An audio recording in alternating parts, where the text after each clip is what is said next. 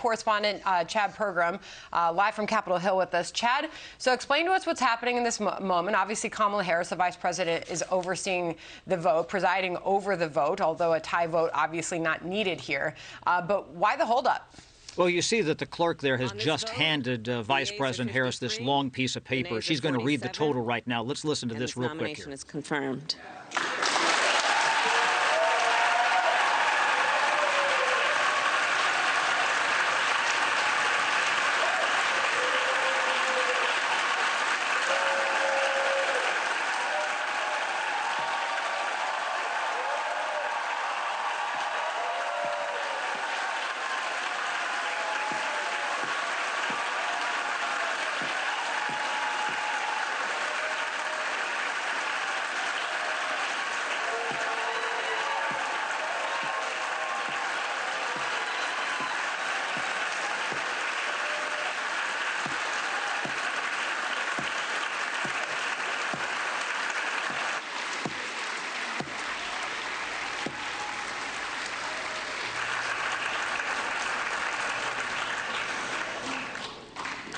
Under the previous order,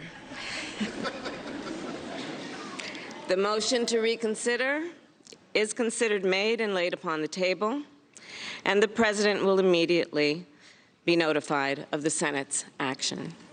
Madam President, very happily, I note the absence of a quorum.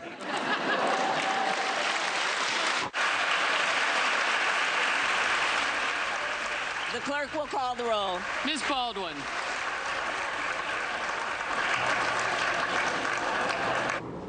And all right, so there it is, the official vote, 53-47. Ketanji Brown Jackson will become the next justice on the Supreme Court of the United States when Justice Stephen Baier steps down at the end of the term. And we just witnessed history, which is always a really great thing to do, Sandra. Bret, Martha, Shannon standing by with us, Jonathan, Chad as well. Bret, to you first, as it is official now. The Senate has confirmed Ketanji Brown Jackson as the newest Supreme Court justice.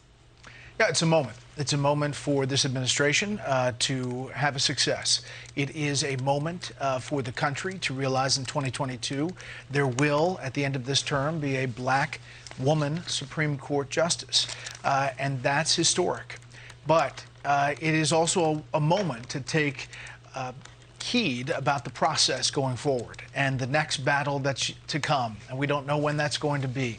I have an interview with Senator Mitch McConnell today on Special Report. He said earlier today he wouldn't answer the question about whether in an off-election year, whether he would move forward with the nominee of a Democratic president. And there are political calculations here. One of the reasons Lisa Murkowski, Republican from Alaska, voted for Ketanji Brown Jackson, she said she was ultimately qualified for the court, but also said that she was sick of the politics on both sides of the aisle when it came to the nomination process, the confirmation process. So look for this to be contentious going forward. But today is an historic moment. So, Martha, your thoughts as we see history being made here this afternoon. Well, as you just said, John, it's always historic, no matter what side of the debate anybody sat on leading up to this moment. I think that the United States should come together and applaud this woman who has found her seat on the highest court of the land. And as you said, also, she came across very well during the hearing. She's a likable person with a very